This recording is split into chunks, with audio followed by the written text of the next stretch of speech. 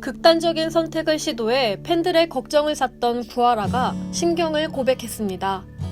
구하라는 28일 일본 언론에 걱정을 끼쳐드려 대단히 죄송하다며 여러 가지 일이 겹쳐 마음이 괴로웠다고 그간의 힘들었던 속내를 털어놨는데요. 이어 이제 마음을 강하게 먹고 건강한 모습 보여드릴 수 있도록 노력하겠다며 이번 일은 정말 죄송하다고 거듭 사과의 뜻을 전했습니다.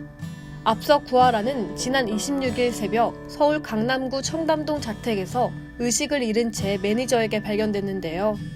구조 당시 구하라의 집 안에서는 연기를 피운 흔적이 발견됐고 인근 병원으로 후송된 구하라는 한때 의식을 회복하지 못했지만 만 하루 만에 의식을 찾아 다행히 생명엔 지장이 없는 것으로 전해졌습니다.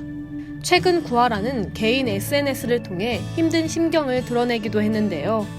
극단적 선택을 하기 직전인 25일 저녁 자신의 SNS에 안녕이라는 짧은 인사가 담긴 글을 남겼으며 지난 20일에는 행복한 척, 괜찮은 척, 이제 그만하고 싶다, 걱정도 끼치기 싫다는 내용의 글을 남기기도 했습니다. 일련의 상황을 지켜본 팬들은 우려가 현실로 너무 안타깝다, 힘내세요, 이제라도 하고 싶은 거 하면서 살아가길 등의 응원을 보내는데요. 안타까운 소식에 팬들은 물론 동료 스타들의 위로와 응원글이 이어지고 있습니다. 배우 한정수는 26일 구하라의 SNS에 힘내요, 견뎌내는 만큼 더 강해질 수 있어요 라고 응원의 댓글을 달았고 유호진 PD 역시 버티고 힘내길, 세상에 응원하는 사람이 너무나 많으니까 기운 차려서 돌아와 라는 메시지를 남겼는데요. 가수 바다 또한 구하라가 마지막에 남긴 며칠 전 글에 27일 장문의 댓글을 남겼습니다.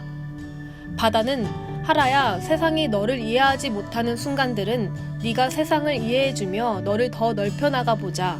그래서 언니랑 너를 사랑하는 사람들 곁에서 이해받고 응원받으면서 함께 살아가자. 하라야, 넌 할 수 있어 라고 격려의 글을 남기며 그를 응원했는데요. 구하라의 SNS를 원래 팔로우하지 않았던 바다는 힘든 일을 겪은 후배에게 격려 댓글을 남기기 위해 팔로우도 직접 청한 것으로 알려져 더욱 눈길을 끌었습니다. 디지털 성범죄 아웃도 26일 공식 SNS를 통해 구하라를 연대한다고 밝히며 위아 위드유 하라라는 해시태그를 남겼는데요. 이에 팬들도 위아 위드유 하라, 위 러브유 하라 등의 해시태그로 응원에 동참하며 구하라와 관련된 부정적인 연관 검색어 지우기 운동도 함께 펼치고 있습니다.